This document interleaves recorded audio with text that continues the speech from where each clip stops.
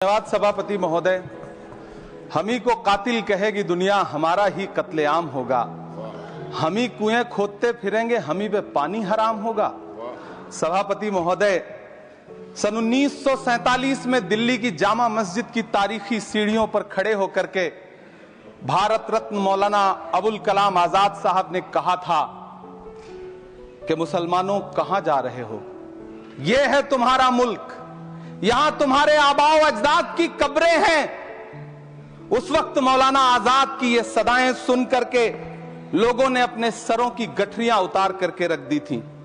आज उसी दिल्ली में मौजूद देश की संसद में एक बिल आया है जो हमसे उसी जामा मस्जिद की सीढ़ियों के सबूत मांगेगा, जो उन्हीं सीढ़ियों के पास अपनी कब्र में सोए हुए मौलाना आजाद को फिर से कब्र से सदा देनी पड़ेगी कि ये जो कब्र है वो मेरी कब्र है, ये किसी सरकार की जागीर नहीं है। सभापति महोदय, मैं जहां खड़ा हूं इसी संसद भवन के सामने सड़क के उस पार अपनी कब्र में सोए हुए भारत के पूर्व राष्ट्रपति फखरुद्दीन अली अहमद की कब्र है। शायद अब उस कब्र से भी सदाएं आए कि ये कब्र मेरी कब्र है, ये सरकार की जागीर नहीं है। सभापति महोदय, मैं वक्फ कानूनों में किए जा रहे संविधान विरोधी बदलावों के खिलाफ बोलने के लिए खड़ा हुआ हूं। संविधान का आर्टिकल 14 हो, 29 हो, 30 हो, चीख चीख कर कहता है कि देश में सब बराबर के हकदार हैं। आर्टिकल 26 कहता है कि सबको अपने अपने मजहबी कामों के लिए मंदिर, मस्जिद, गिरजाघर, गुरुद्वारों का निर्माण करने का हक है और उसका रखरखाव का भी हक है। लेकिन डॉक्टर बाबा साहब अंबेडकर के संविधान को हर दिन कुचलने वाली ये सरकार देश के मुसलमानों से नफरत में इतनी अंधी हो गई है कि खुलेआम देश की संसद में देश सरकार के माइनॉरिटी मिनिस्टर साहब और होम मिनिस्टर साहब झूठ बोलते हैं और देश को गुमराह करते हैं, झूठ शब्द असत्य बोलते हैं। सरकार ने इस बिल का नाम उम्मीद रखा है। मंत्री जी कल से इसे देश के मुसलमानों के लिए नई उम्मीद बता रहे हैं। नहीं मंत्री जी, न तो यह बिल मुसलमानों के लिए नई उम्मीद है और न ही उम्मीद की नई किरण। सभापति महोदय, भाजपा ने पूरे देश में वक्फ के नाम पर कई सारे झूठ फैलाए हैं। आइए आज उनकी सच्चाई पर बात करते हैं।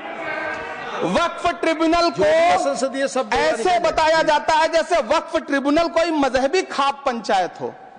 सभापति महोदय, जबकि सच्चाई यह है कि वक्फ ट्रिब्यूनल भी तो सरकारी न्यायिक विभाग है जिसमें सरकार द्वारा नियुक्त जज होते हैं, जिसमें प्रशासनिक अधिकारी होते हैं, कहीं ऊपर से थोड़ी आ गए।